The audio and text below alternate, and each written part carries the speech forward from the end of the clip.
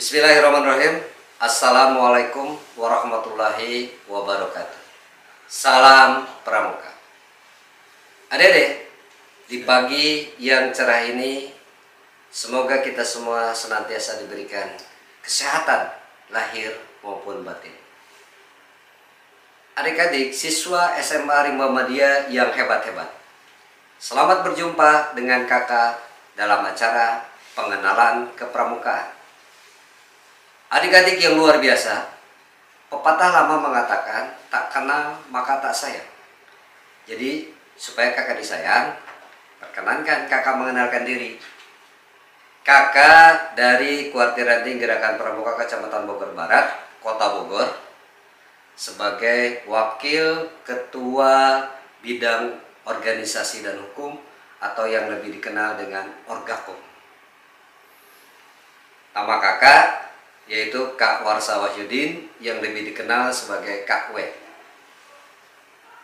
Pada kesempatan ini kakak ingin berbagi informasi terkait tentang pendidikan kepramukaan. Adik-adik, kalau kita bicara gerakan pramuka, tentunya adik-adik harus memahami dan mencintai terlebih dahulu apa itu gerakan pramuka.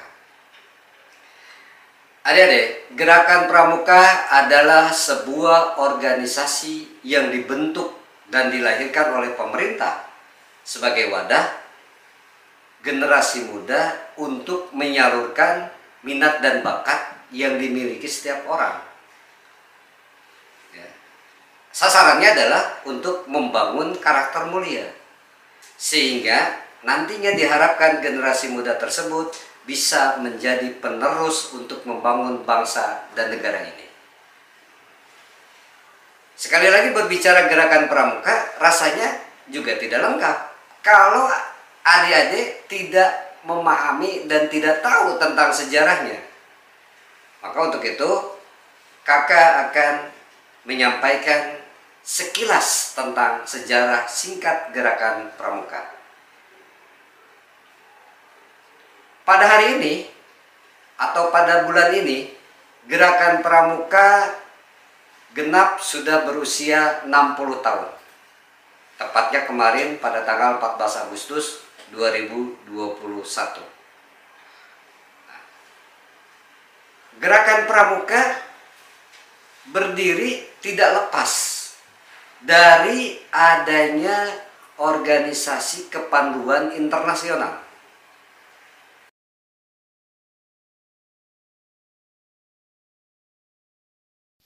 Sejarah singkat kepanduan Indonesia. Gerakan Pramuka berusia 60 tahun pada 14 Agustus 2021. Namun, gerakan pendidikan kepanduan di tanah air sudah muncul sejak zaman Hindia Belanda. Pada tahun 1912 dimulai latihan sekelompok pandu di Batavia, nama Jakarta pada masa penjajahan Belanda, yang kemudian menjadi cabang dari Nederlandse Padvinders Organisasi atau NPO. 2 tahun kemudian, cabang tersebut disahkan, berdiri sendiri dan dinamakan Nederlands Indische Padvinders Vereniging atau NIVV atau Persatuan Pandu-Pandu Hindia Belanda. Pada saat itu, sebagian besar anggota NIVV adalah pandu-pandu keturunan Belanda. Namun pada tahun 1916, berdiri suatu organisasi kepanduan yang sepenuhnya merupakan pandu-pandu Bumi Putra. Adalah Mangkunegara 7, pemimpin Keraton Solo yang membentuk Japanese Padvinders Organisasi.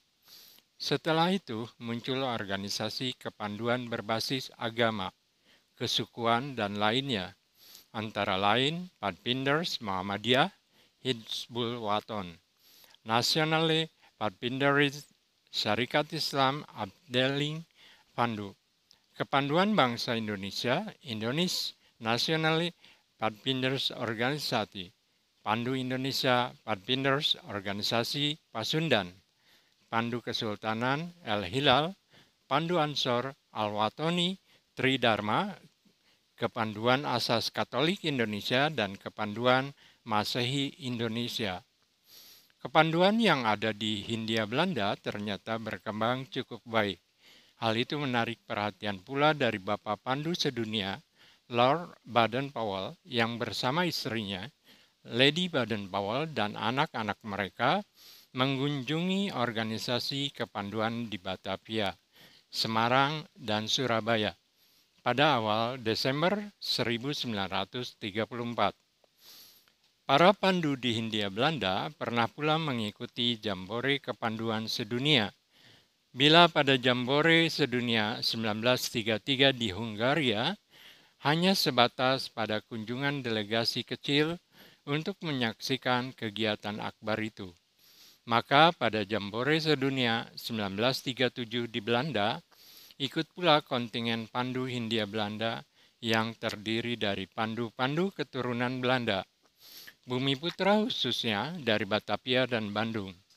Lalu pada pandu Mangkunegara dari Ambon dan sejumlah pandu keturunan Tionghoa dan Arab. Sementara di dalam negeri, kegiatan perkemahan dan jambore kepanduan juga diadakan di sejumlah tempat.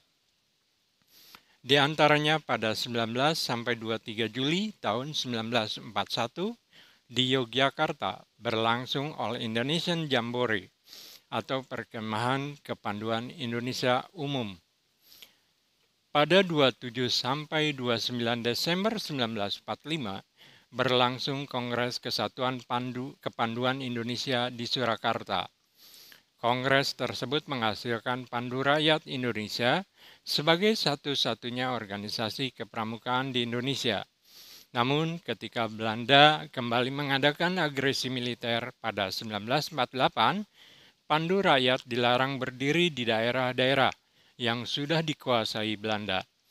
Hal tersebut memicu munculnya organisasi lain seperti Kepanduan Putra Indonesia atau KPI, Pandu Putri Indonesia atau PPI, dan Kepanduan Indonesia Muda atau KIM.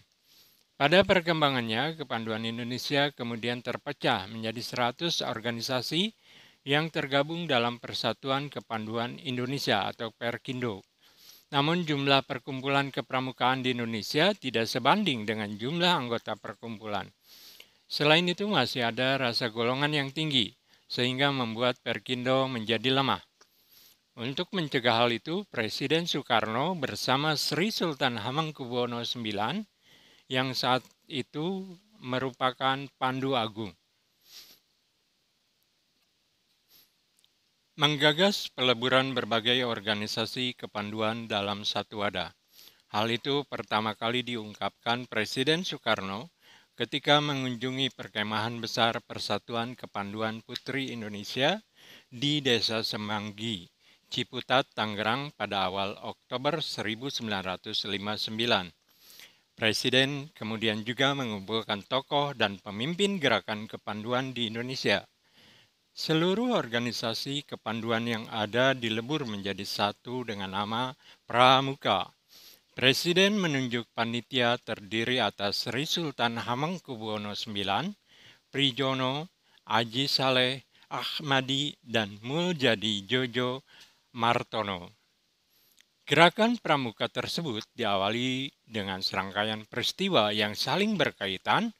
Pada 9 Maret 1961 diresmikan nama Pramuka dan menjadi Hari Tunas Gerakan Pramuka pada 20 Mei 1961. Diterbitkan Keputusan Presiden Nomor 238 Tahun 1961 tentang Gerakan Pramuka, dan momen tersebut dikenal sebagai Hari Pramuka.